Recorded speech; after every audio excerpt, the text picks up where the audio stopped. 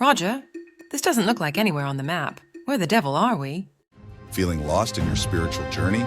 Well, you're in luck because you found Aiden's torch, spiritual direction for the navigationally challenged.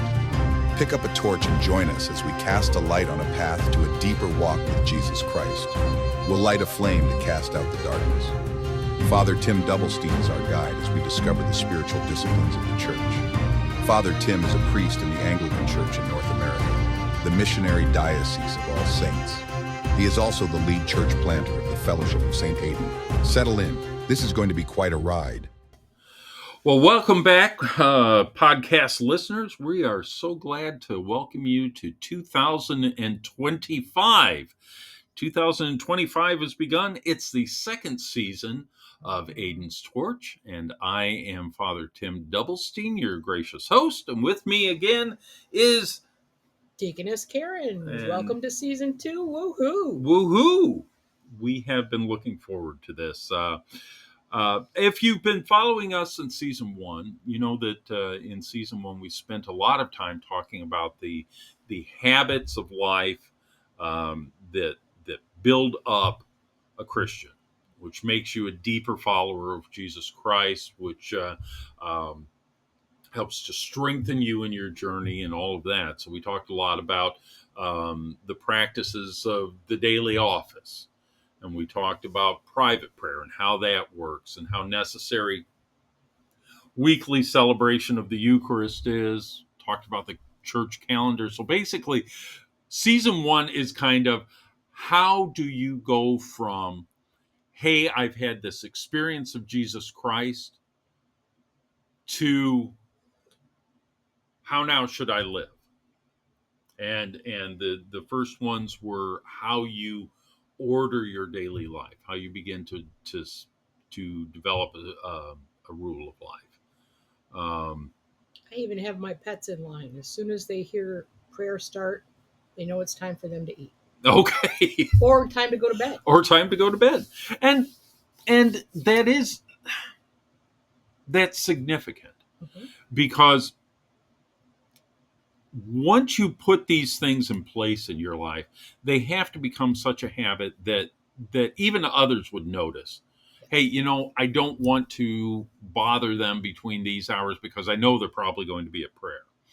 Or I'm not even going to ask them if they're busy on, St. Matthias Day because, yes, they are. They're at church, Yes, my brother is struggling with that, but he'll get over it. Yeah. But those are the things. I mean, we all feel that way, and we all do that with people that have other things in their lives. If I know somebody who's a workaholic, I know that there is no way that I'm going to get in touch with them earlier than 8 o'clock at night because they're working on something. I know that the big football fans in my life. Yes. Interesting story. I was when I was in seminary, I was serving a little church out in the far corner of Clark County in Kentucky, almost to the foothills of the Appalachians. And in Kentucky, there is only one true religion, and that is University of Kentucky basketball. Yes. This I know. But being a guy from Michigan, I just didn't get it. And so serving this church, I made the mistake of scheduling a administrative board meeting on a night when UK was playing. Oh, my goodness. Oh, my gosh. Did I hear about that? I'll bet you did. They made clear to me that was not to happen again, ever.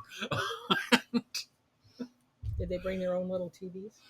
No, they didn't have little TVs at that point in time, but they had the big TV hooked up in the fellowship hall, and people kept on going back to see what the score was. Break. So it happens. So, yes. But so having spent that time in this last season talking about the ordering of our life and developing a rule of life, I started to think, okay, well, what do we want to talk about this season? We could go on talking about that, but I think most people have gotten the basic idea of how to set up a rule of life. But I started to, well, let me put it this way. Since my time in seminary, when I was a Christian I had been a Christian most of my life, but I had walked away from the faith for a period of time in my early 20s. And now that's not uncommon. it's not uncommon. Yeah. Most people have those periods of in their life where they've walked away from the faith for one reason or another. Mine wasn't profound. It was just I was a teen, or I was a young adult. I had other things to do with my life, so I kind of set religion on the shelf and walked away. But anyway, once I came back to the faith, and once I received my call into the ministry, and started to head into finishing up my college work or my undergraduate work, and then move into the graduate work, I started noticing that the world was starting to go through this little shift that I had not recognized before. And it was starting. It really was just starting at that point. It was in the 1990s. Prior to that time, when I had been thinking about how the world set up, it basically was there were those who were Christians, there were those who worshipped other gods, and there were people who just didn't care one way or the other. And that was it.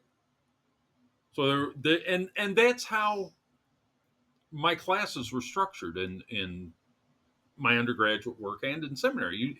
You talked about the world's great religions. And so things were, there was Christianity, Judaism, and Islam in the monotheistic framework.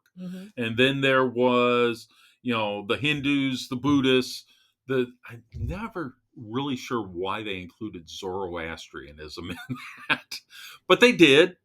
That's closely related to Rosicrucianism, yeah? No, it's Zoroastrianism is the ancient Persian religion. If you read in the Bible, you talk about Cyrus and Darius, and they were Zoroastrian, or at least Darius was definitely Zoroastrian, and it was the ancient Persian religion. They worshipped Ahura Mazda, who was the good god, but then it was kind of a dualistic religion. There's a good god and there's a bad god, and they're constantly fighting. Honestly, when I hear Zoroastrianism and Rosicrucianism, I think of, bear with me, guys, Chitty Chitty Bang Bang. And up from the ashes grow the roses of success. Sorry, that was way off key. I apologize, but hey. Yeah. It's that's not it. One of those mind worms. Yeah. But the thing that always threw me was that Zoroastrianism is really a very, very small religion. Yeah. Very you don't hear small. about it much. No. Yeah. The only Zoroastrian that I know was Freddie Mercury. Really? His parents he grew up Zoroastrian. Well, From Queen. Yeah, from Queen. Really? Yeah. Learn something new every day. So, anyway. So you had those religions, and then everybody else fit into they're just apathetic. Maybe atheistic, maybe they don't believe that God exists at all, or they're just ambivalent to it, agnostic. Right. Or like a friend of mine, I don't know if there's a heaven or a hell, but I'm not taking any chances. Yeah. I'm going to try to be a good person. Yeah. So you had all that going on. But in the mid 1990s or in the early 1990s, you started to have this thing happening that I can't really put a name to it, but the people other than those that actually believed in an organized religion started to coalesce into two different things. Mm-hmm. One was what was called the New Atheism. Okay. So I want to talk a little bit about new atheism. We'll get into the other category in a little bit, but um, so new atheism um, was this. Every group's got their weirdos. Uh-huh. Yes. Every group has their weirdos. Every group has somebody that they look at and they go, "Yeah, you don't want to talk to that guy." Yes. You know, we have a few of them in the church. We can go, hey, Yes. visitors come in, you kind of steer them away from Well, those and there are people. different classifications of Yes. weirdos too. There's, the friendly weirdo that's just Yeah. kind of different. Yeah. Then there's the weirdo. Yeah. The that weirdo everybody weirdos. stays away from. Yes, Yeah. exactly. But the new atheism really, it burst out of the box with a book by Richard Dawkins called The God Delusion. Yes, which my reading yesterday told me popped out of his ferment of a brain after 9/11. Yeah. Yes. Yeah. So okay, so God Delusion's a little bit later, but in that But it was in that sea of Yeah. religious yeah. fear and extremism. And so hatred you've got Dawkins, you've got Christopher Hitchens, you've got Sam Harris. I can't remember the fourth guy. Somebody Dennett. They were all considered the four horsemen. The four horsemen of new atheism. And new atheism was very different from the old atheism. Mm-hmm. Old atheism said, I don't see any evidence for God, so there's nothing for me to really worry about. I don't care. Right. And just don't force your God on me. Yeah. New atheism was itself a religion. Yes. It had certain doctrines, it had certain dogmas, and you either had to obey those or you were quickly kicked out of the group. And it was assertive and it was aggressive. And it was assertive and aggressive. Spirited. Oh, it was. Yeah. It was. Those four guys went on a tear, especially against Christianity. They would touch occasionally on Islam. They would touch occasionally on some of the others, but they had a deep-seated hatred for Christianity. Yes.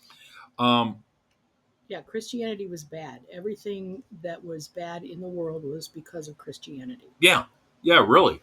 It was not that Christians were mistaken, but rather that Christians had decided to force this unreasonable religious understanding of the world on us. Dangerous and to be feared. Yep. And so they would go and schedule these debates, and every time that they had a debate, they would walk out and say, "See, we proved our point." The problem was, of course, they stacked the debate. But... Yeah, they would stack the debate. Actually, it's really interesting. If you ever want to watch one of those debates, Professor John Lennox debated Richard Dawkins. It's just it's an interesting debate to watch.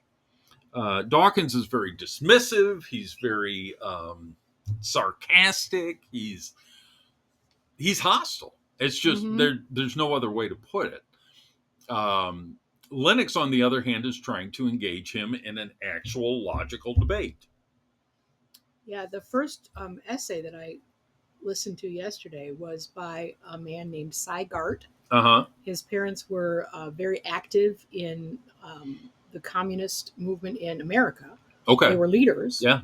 And as he was a pretty new Christian in his early 20s, he was hearing about Richard Dawkins, and he decided that he would read him and see if he had any points, because he had grown up atheist with his parents. Right. But they were the atheists that said, if somebody asks me to pray for somebody, I'll just say, no, I really don't believe that. Or you ask me to come to church. No, I really don't believe that. Yeah.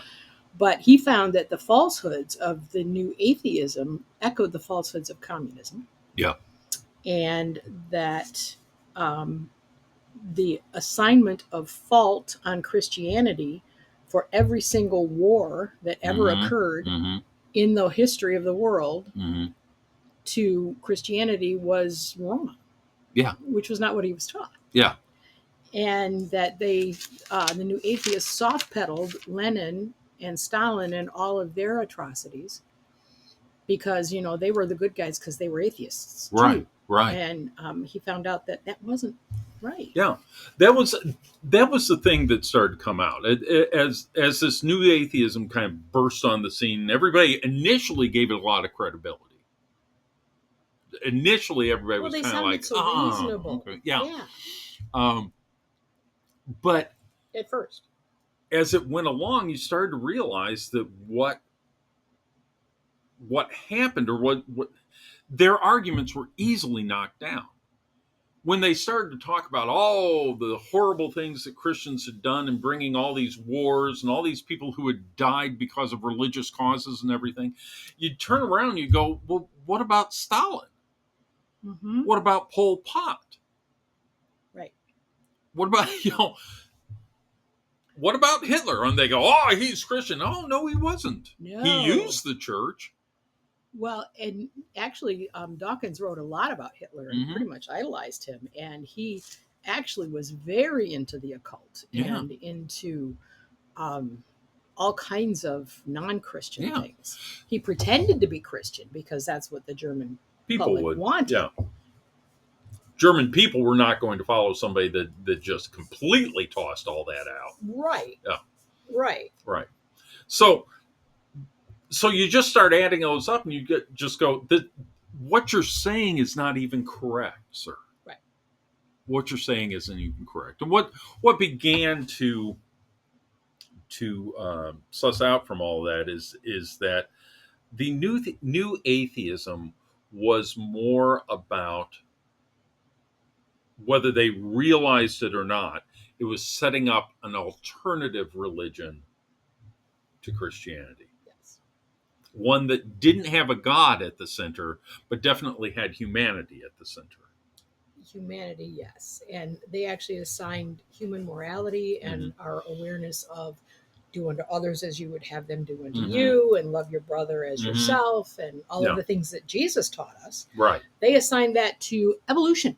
Yeah. This was all just an evolutionary step. Right. Or, we were just reciprocally bargaining for each other, and it's selected for kinship groups. Right. And then sometimes we had a misfire or mutation, and we extended it beyond our kinship groups. Yeah. And this guy, Sygart, who is a molecular biologist, so he's a scientist, he said, that just didn't even make sense. And genes don't code for behavior. Yeah, exactly. And so what you end up getting is these guys that were arguing for strict, what's called materialism. Basically, nothing exists but matter. There is no soul. There is no spirit. There is no human consciousness. There is no human consciousness. There's no mind. All that exists is matter. But then you end up with the problem of, okay, you guys can say what is. You can tell me that this is what's happening, but you can't tell me what ought. You can't move from one to the other because there's no. If what you're telling me is right is simply the function of your brain synapses firing in a certain way, well, then how can you tell me that I ought to believe that? Because my brain synapses may be firing in a completely different pattern.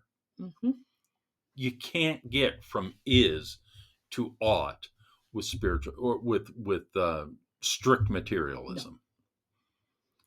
No. And so as time went on, new atheism just started to fail everybody. It couldn't form a foundation for society. No, it was very shallow. It was very superficial. And when people would start to dig down, they got very shrill and meaner. Yeah. Because they were being challenged. Yeah, they were being challenged. They had no answer to it. Their foundations were crumbling. Yeah. And so what you had is that by the latter half of the teens or the early half of the 20s here, you had some of these guys starting to say, well, I may be an atheist, but even Richard Dawkins started saying, well, I'm a cultural Christian. I appreciate those things that, I can go into a cathedral on Christmas Eve and I can appreciate the warmth and everything that's going on here. And, I don't believe it's true, but I can appreciate it. Yeah. And so you started to have even the prophets of new atheism backing off and going, well, maybe. It's like, oh, so you're a hypocrite. Yeah. Got Yeah. It. Got it. So. Yeah, but they tried to say that Martin Luther King Jr. was a nominal Christian. Mm-hmm. Yeah. Because, human dignity, civil rights, that's all evolution. Yeah. Yeah. Yeah. So it made no sense. No. And so this new atheism just started to really fail. Yes. Now, it has not gone away. Probably elements of it are going to stay for a long time.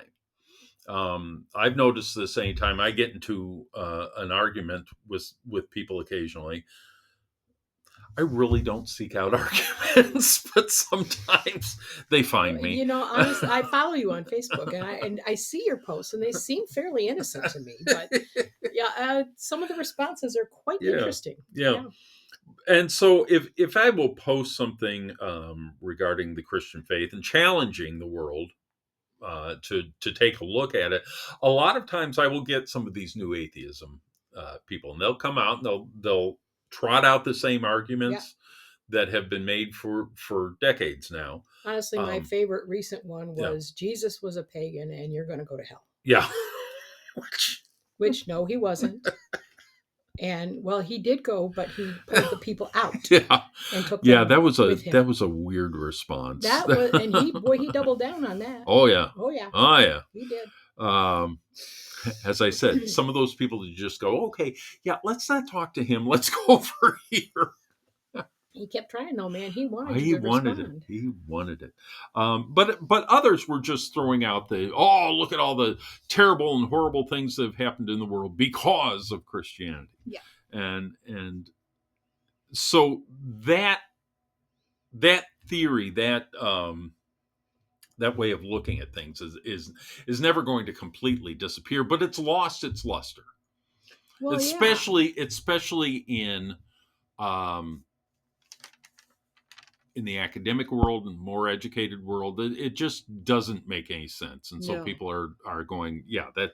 Well, and people pull out Galileo and what happened to him, but that was a much more nuanced situation than. Exactly. I mean, the church was split. A whole bunch of the church fathers actually agreed with him, but they didn't want him to talk about it yet because they were trying to fix the rupture in understanding in the whole church. Yeah. And in the wars, like in the Soviet Union after World War II, how many priests and nuns were slaughtered by Stalin? No. Those that he couldn't turn and make spies, right? Yeah, like hundreds, thousands. Yeah.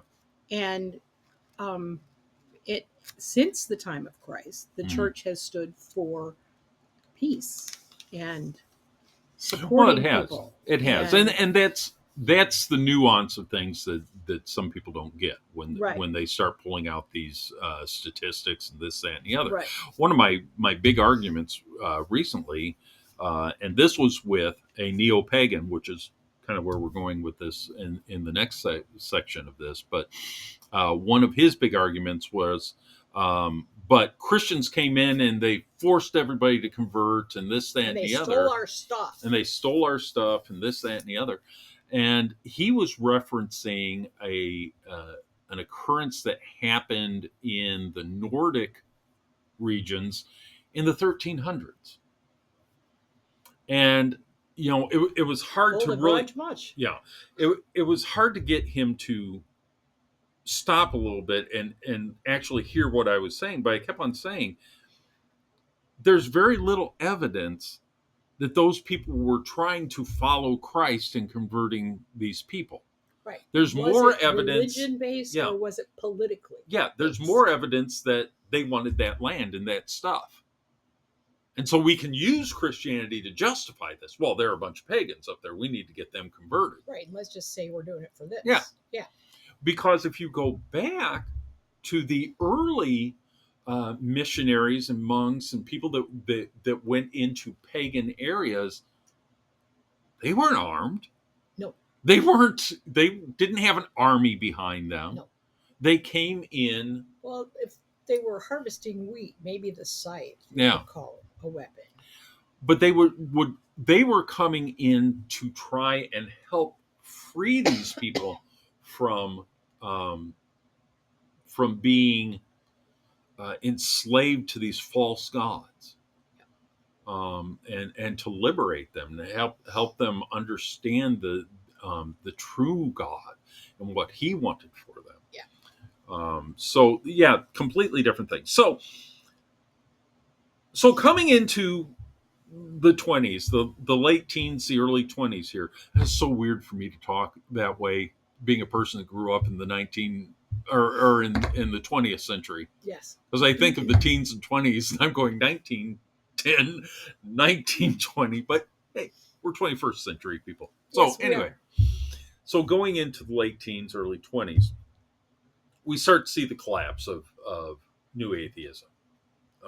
People just started to say, there's just no foundation for that. I can't do that. But at the same time, we started seeing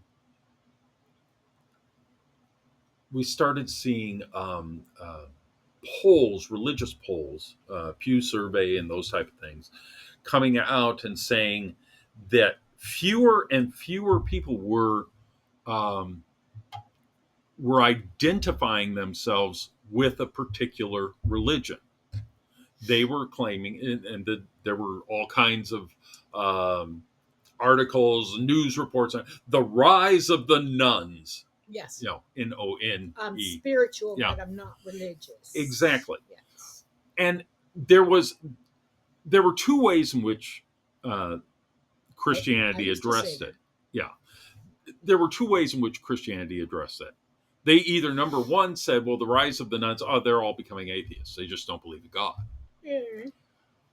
But that really wasn't true. Because these people were saying, no, I don't believe in a specific religious tradition. But I do all kinds of spiritual stuff. And I do believe in a higher intelligence. Yeah. And I do believe that there's something more than just here. And so what we see instead is a rise, as atheism is disappearing as an option or as a religious option. What we're seeing is a rise in occult practices. Now, some of these actually are what we're going to refer to as neo-pagan. Yes. But a majority of it is a bunch of people just sitting around going, well, I like this spiritual practice, I'll take that. I like this spiritual practice, I'll take that. This one works for me, so boom, boom, boom. Yes, and they don't have anyone guiding them. They don't look into the history of any of it, and they do it all very innocently. And they don't realize that these are not necessarily benign forces that they're invoking. Right. And so what you have is you have people getting involved with the occult and tailoring their spiritual experience to their identity. Okay, and we see the rise of this identification, this personal identity as personal religion. Yes, exactly. And that does feed into some of the trans stuff that we're seeing in the world today. Yes. That it has become very much a religious experience, not just a psychological, not just it's become a religious experience. Yeah, I'd call it gender fluidity. Yeah. I have a friend whose kids decide on any given day what gender they're going to be. Yeah, and so what they are saying is, in a sense, what they're saying is no outside spiritual force is going to tell me who I am. I'm going to tell them who I am. And I'm going to tailor everything around me so that it fits my spiritual experience. Doesn't that sound like pride? It does. It Isn't does. that one of the 7 deadly sins? It is. All Just right. saying. So where we are now is we're trying to navigate this new world that we're in which religious observance has started to dwindle. Atheism as a replacement for that has started to dwindle. And now we're having to deal with this new thing, this spiritual soup that's out there, and neo-paganism, all this kind of stuff. And what we discover is that this all had its genesis way back in the 1960s, when so-called New Age teaching started. And started yes. to enter into the framework here. And Age of Aquarius. yeah, the Age of Aquarius, exactly. Fifth Dimension. Exactly. Great song. It's got a great beat and it's easy to dance to. It's easy to dance to. Yeah. So what was going on was that these children of the 60s, these hippies, that whole movement. Careful. Stinking boomers. Hey. were, Watch it, Gen Xer. We're starting to question the way that they had been raised. Well, that's fine. Everybody questions the way they've been raised at some point in time in their life. They just go, if nothing else, they're asking the question, is that what I truly believe? Or am I just doing it because that's what I've been taught?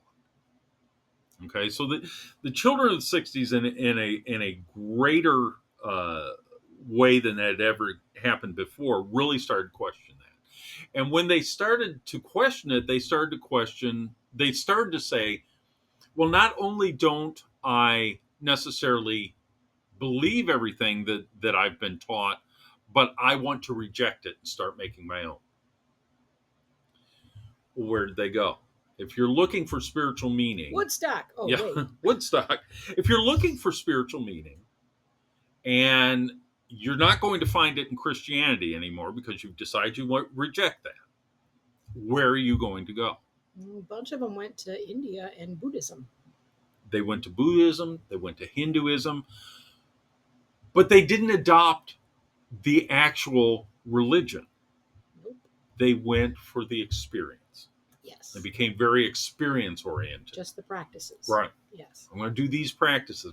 I'm not going to adopt this wholeheartedly. Transcendental meditation. Right. Yes. Right. I'm not going to adopt the disciplines of Buddhism. Right. Or the philosophy. Or the understanding. Exactly. Or the story of Buddha. Yeah. And who he was. Or anything in Hinduism or anything. We're going to start creating our own out of these little things. Add into it psychedelics, add into it all these things, and all of a sudden you've got this whole group of people that's looking for spirituality well outside of anything they've ever known Timothy before. Leary. Yeah. Tune in, turn on, check out. Right. So it's interesting. And the weird thing is that even started to filter into the churches. Oh, I bet. It started to my mother-in-law can remember when that started to filter into the Catholic Church.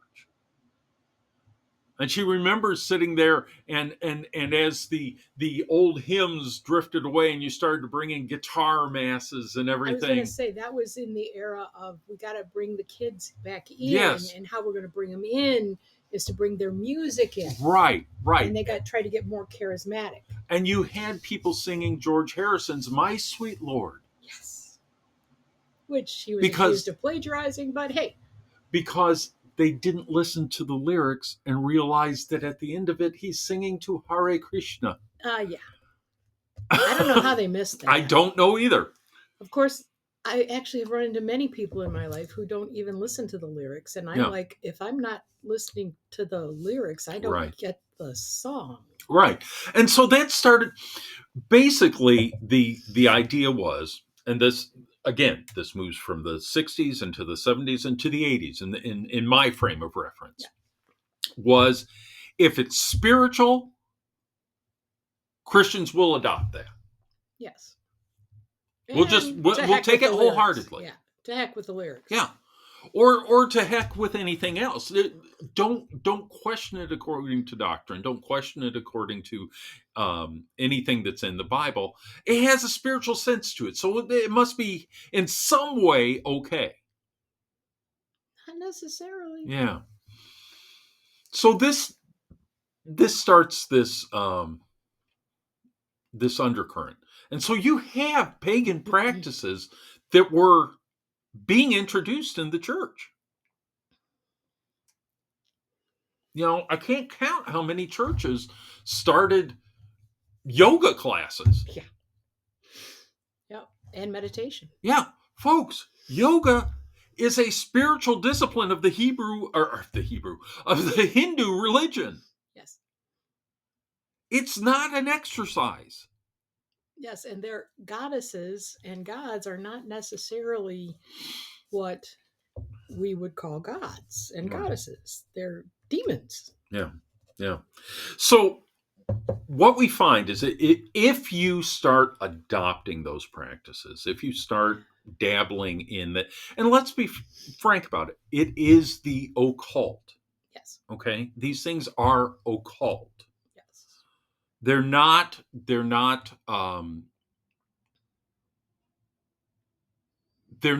empty of any. I think a lot of people would like to see them as empty of any spiritual or objective spiritual reality. Well, and empty of any essence of negative spiritual. Right. If it's spiritual, energy. It's positive. Like I was saying with the church.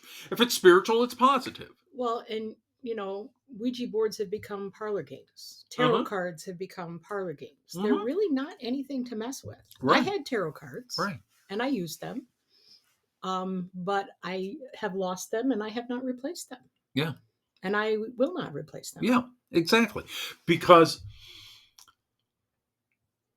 so anyway, I want to get this quote in. I was rereading a guy that book that I bought way back my early seminary time by a man by the name of Peter Jones, who was, I'm not sure if he's even alive anymore, who was a professor of New Testament at Westminster Theological Seminary. He wrote a book called Pagans in the Pews. And he started talking about how this New Ageism starts to enter into the church and everything.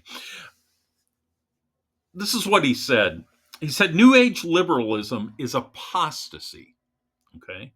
Apostasis, which means literally a standing away from. Okay? It wasn't once you started participating in this, it wasn't modifying your Christianity, it was obliterating it. So it's a way of stepping away from God. Exactly. And separating from him. Exactly. Which makes your yearning for something meaningful even stronger. Now we're getting into the realm of supposition a little bit. But as I have looked at this, and as I have looked at the rise of occult practices in the world today, and the rise in neo-paganism, what I'm seeing in that is that the church has not had a good way of addressing that in modern terms. And I think part of the reason of it is that even though our faith, our belief is definitely supernatural. You got a virgin conceiving. You've got God guy coming to life. Yeah, you've got God becoming man. You've got miracles, you've got resurrection, you've got all that. Even though the foundation of our faith is supernatural, we tend to set it aside. Yeah, because that's too weird. Yeah, because we don't have an explanation for it. We don't know It's how to mysterious. relate to that. Yeah. Yeah. So instead, what we do is we go, yeah, that's the foundation. But let's argue rationally about this. Okay? Yep. And that's a product of years of conditioning that way. I mean, it goes back to the Middle Ages. It goes back to Occam's razor. It goes back to Thomas Aquinas and the Scholastics. It's not that they were denying the supernatural. It's rather that they were saying, but there is even a more rational way to argue the faith. We come into the 21st century, and the world around us is starting to reject rationality. Yeah. As a way of wrapping all things up in a neat, tidy bow. Yeah, we keep tying that bow, and it keeps coming untied. That's why one of my favorite heroes in the faith is Saint Boniface. Mm-hmm. Okay, love Saint Boniface. Love what he was doing. Don't know much about him. But Saint Boniface spent his time mostly in Frisia, which is the Netherlands, Belgium, part of Germany there. And he goes into that area as a missionary to convert the pagan people there. He doesn't go in and say, well, the stuff that you guys are doing is just nonsense. Let me show you the rational way you should think about things. He's not going to do that. He goes in and he says, I see that your God is oppressing you. He's making you do all these things that doesn't better your life and instead makes you more of a slave to him. And so what Boniface does is he knows there's this huge tree, this huge oak in the area he's in. It's called Thunar's oak or Thor's oak. Okay? And that's where all the religious ceremonies take place. That's where sacrifices are done. That's where magical practices happen. That's the center of it. That's essentially that's Thor's temple. And so what Boniface does is he says, I'm going to challenge your God. Kind of like Elisha does. I was going to say, kind of like Elisha, yeah. Yeah, in the Old Testament. Yeah. He says, I'm going to challenge your God. So on this day, I'm going to come in and I'm going to chop down Thor's oak. What happens? The word gets out. People come from all around. They want to see this battle. They want to see him struck down by Thor. Yeah. Thor's going to take care of this. So he starts chopping down this oak. And the accounts are that there was thunder and lightning and he's chopping this down and everything. And he finishes and the oak is laying on the ground and nothing happens to him. And the people go, his God must be stronger than Thor. Imagine that. So the way that Boniface, the way that Patrick does when he goes and he evangelizes Ireland, he doesn't go and argue with them. He goes in and he demonstrates that God is more powerful than any of these other deities that they've been paying attention to. That the sacraments of the church are more powerful than any magical practice that they have been engaging in. He does battle with them one-on-one. And I think that is something that the church, there's a movement now. It's a big movement in the church, especially in churches that are liturgical and sacramental in nature, those of us who have a more ancient pedigree, I guess you want to say, the Orthodox, the Roman Catholics, the Anglicans, there's this big movement now to try and re-enchant our world. And that's a big word that everybody's using now. There's re-enchantment. And so what we are hoping to do as a podcast over the next few months, especially, is start talking about how we as Christians can start to open our eyes and see this.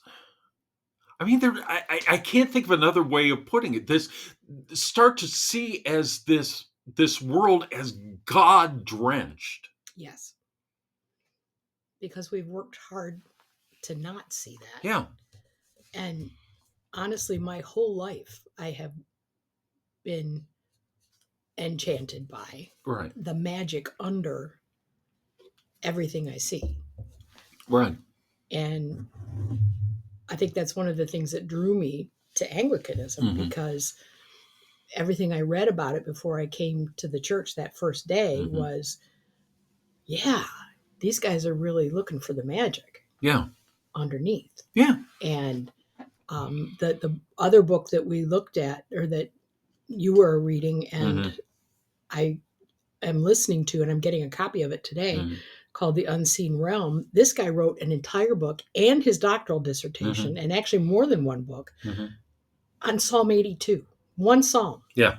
In the Bible. Anybody tells me the Bible's a shallow book? This guy has written numerous things on one book. Yeah. And they're deep. Or on one chapter, one psalm. And they are deep. And I actually pulled up Psalm 82 just now because I wrote it down because I kept thinking, I got to figure this out, because he worked on this for 15 years on one psalm. Yeah. And he said it was risky and it was uncomfortable and it was a focal point of lots of things. And I talked to other people and we talked, and it was like, oh, wow, you're right. You can't ignore that. And we've been looking at God all wrong. And big G God, he's the boss, but he takes his place in the divine council among the other divine little g gods. Right. That continue to be good gods. Yeah. And we're going to get into this in more places. Yeah. And in particular in Psalm 82, God's standing in the midst of all these other minor gods and saying, you screwed up. Exactly. You led my people to worship you rather than me. Right. And he is the boss. Yeah. And he makes that very clear. So, but the interesting thing is that you don't see that unless you go back to the original Hebrew language there. Yes. Because we, in translating, translation's a weird little thing. It is. You're going to bring in your cultural assumptions. Absolutely. And so we bring in this cultural assumption that can't possibly mean that there's anybody other than God the Father, God the Son, God the Holy Spirit. It can't possibly mean anything like that. Right. So we'll rename these when it says God is standing in the council of gods. We'll restate that God's standing in the council of the rulers. Right. We'll make them human. Or it's the Trinity. Yeah. Or it's the idols that people are worshiping. And so part of this, in order for us to be able to interact in this new neo-pagan, new age era that we live in, we have to understand how they see the world and how really we're supposed to see the world. And part of that is going back and saying, how did the authors of the Bible understand their world? Exactly. He said that we're all reading the Bible through our modern brains. Exactly. And we need to read it as a 2nd century BC to 1st century AD person. Yeah. Because the supernatural was just a part of life for them. Yeah. Well, and it was all the way up through the middle of the Middle Ages until the middle of the Middle Ages. It really was. And he coined a phrase that I think that I know you're going to love. Mm-hmm. Biblical nerdvana. Yes. And it is. It is. So I'm reading now, and Caryn's getting into the book is The Unseen Realm, and it's by Dr. Michael Heiser, who passed away just a couple of years ago. He's coming from an evangelical Protestant perspective, but even he's seeing this. He's going. When Moses writes Genesis, he's not thinking of it in terms of a 20th, 21st century person. Right. He is a person that's dealing with spiritual forces that are evident in the world. Yep. And he can see them. And he can see, and he knows the myths, and he knows this all. And so his understanding of God is formed by that. Yep. So I got Dr. Heiser. I've heard, listened to a couple of Orthodox priests. Andrew Stephen Damick. Yeah, Father Andrew Stephen Stephen Damick, Father Stephen DeYoung, who are Orthodox priests. They have, I swear, I don't know how they have time to eat.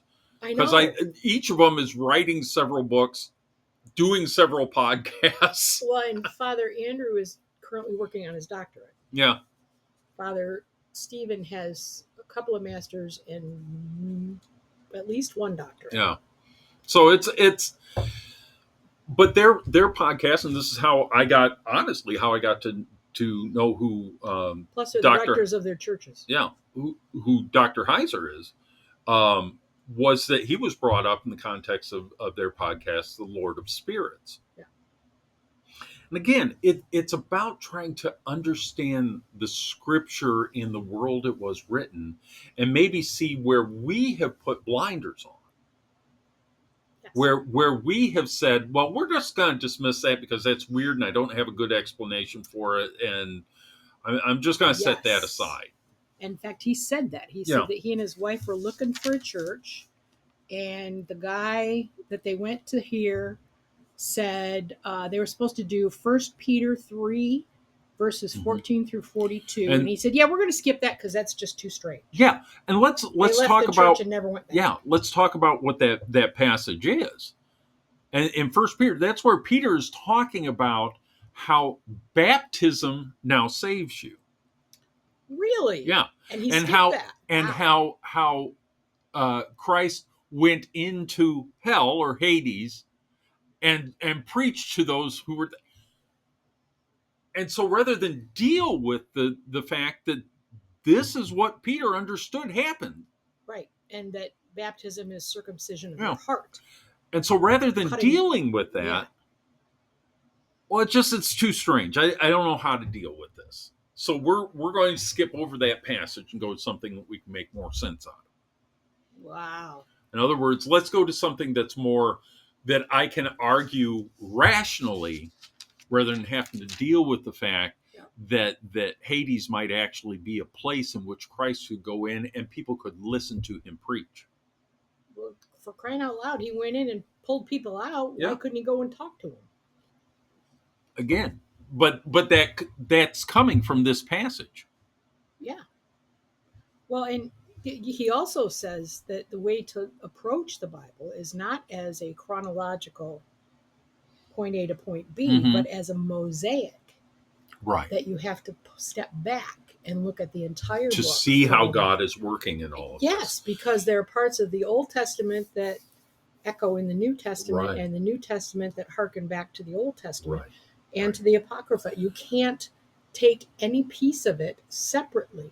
Exactly. And have the picture. You have to pull back and see the whole thing. Exactly. And so over the next few weeks, you'll hear us referring to a lot of these people. Dr. Heiser, we're going to talk about. He will enter into this discussion. Hans Boersma, an Anglican theologian. Rod Dreher. Don't have enough money to buy all these we books. We can't buy all these books. But join us in Biblical Nerdvana.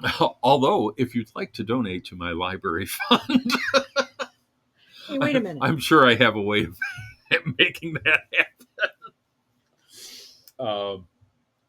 But I'm looking forward to these months with you guys as we begin to explore this and begin to open up this world that we've kind of closed ourselves off to. Yeah, this is exciting stuff. Because it will change. It's not going to change your doctrine. It's not going to change those things that have been passed down as truth from the very beginning of the church. No. But what it's going to do is it's going to help you open up and see the many layers that are in that. Yes, because I think we get complacent and we get way too used to, oh, geez, I got to read Maccabees again. Yeah. Oh, man. And Maccabees is tough, guys. Those are long chapters, and they really like the word howbeit. And I really think the Psalms are like a reward after you get through Maccabees. Yeah. And quite honestly, sometimes I skim Maccabees, and I really know I need to read it a little more deeply. But it's just, you're going to have moments where you're going to go, oh, yeah, that's what that meant. Yeah. Well, and it's going to help you understand even some of the parables of Jesus, even some of the references that he makes. When Jesus does certain things in the gospel, he's doing things that to the people around him made perfect sense what he was trying to do. Right. They could see that he was trying to either challenge the old gods or to make a reference to something that had happened way back in the past. They could see this. Because we've cut off those references, we don't necessarily see them. No. And if you're watching the series The Chosen, you'll begin to understand some of the reasons the Pharisees get so hot. Yeah. Because he's really poking at them. Yeah. Yeah, exactly. So I want to encourage you, please stay with this podcast during this time. It may bring up some things that will challenge you. Challenging is not a bad thing.